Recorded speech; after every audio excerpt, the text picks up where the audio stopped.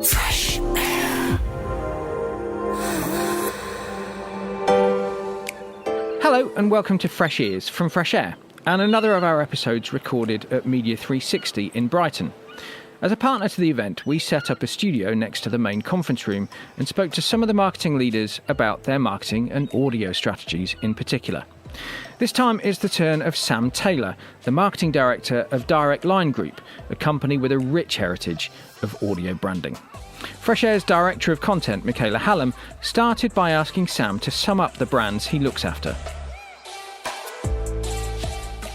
Yeah, so we've got lots of brands. The three main ones are Direct Line, which is the name above the door, and then we've got Churchill, who many people will know, and then we've got a breakdown brand, Green Flag. So those are the three main ones. Particularly two of those, I think people will immediately start getting earworms from thinking about both Churchill and Direct Line. You've got a long history of really strong audio branding.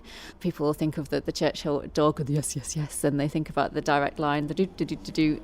I was actually going to ask, you were singing them beautifully earlier. I've lost those bit. Can we tease you into doing that again?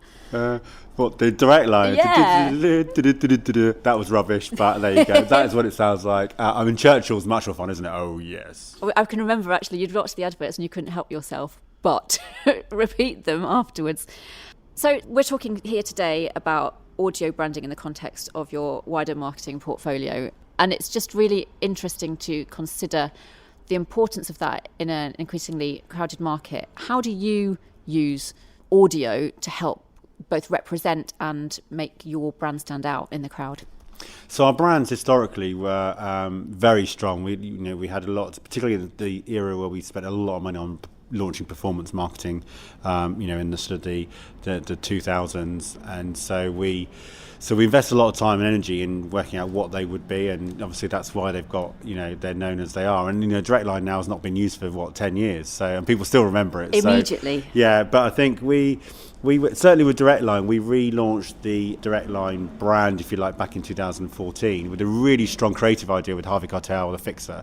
And I guess in that period, in trying to modernise the brand and move away from the phone to the mouse, and I guess we probably didn't focus as much on the sonic as we probably had done in the past.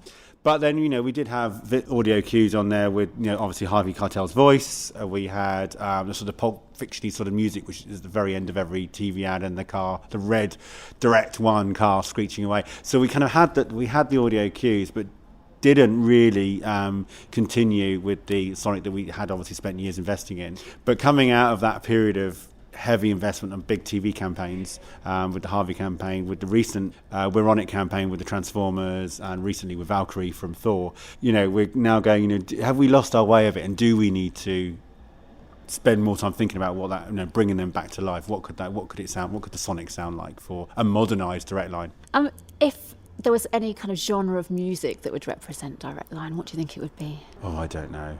The thing is, we really like the Pulp Fiction stuff because the idea of the Fixer really encapsulates the brand. The fact that we're an insurance company that were high performance, that'll always deliver, get you back on the road or get your house fixed. Yeah. And therefore, the kind of Pulp Fiction sort of music really worked well. But I guess now it's different now because the world's changing, and people's expectations of the brand's changing. The way that we retail ourselves, distribution's changing with price comparison sites now being 90-ish% of the market. So we have to work a lot harder, from a brand and from a performance point of view.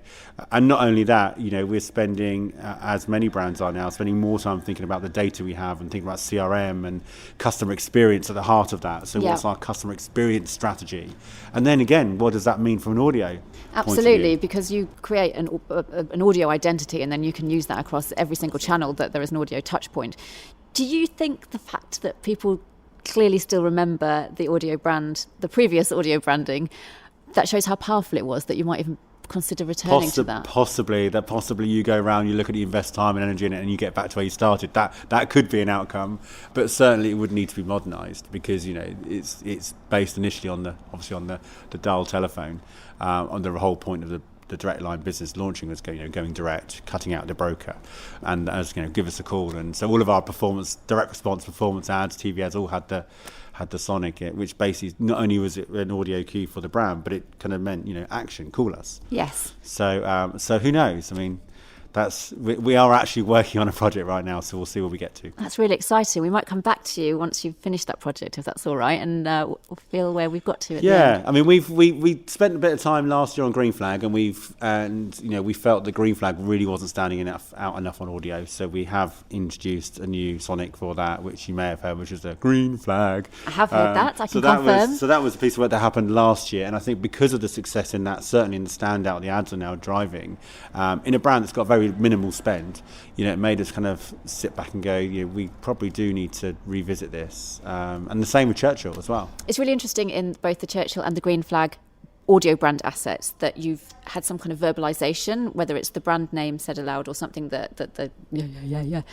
How important do you think it is to be able to say the brand aloud versus a purely audio instrumental brand stamp? I think you have to look at both. And there are great examples of both. I think if you look at just like a brand like We Buy Any Car and the journey they've been on from the original kind of branding and mnemonic to now the new kind of tune, the song.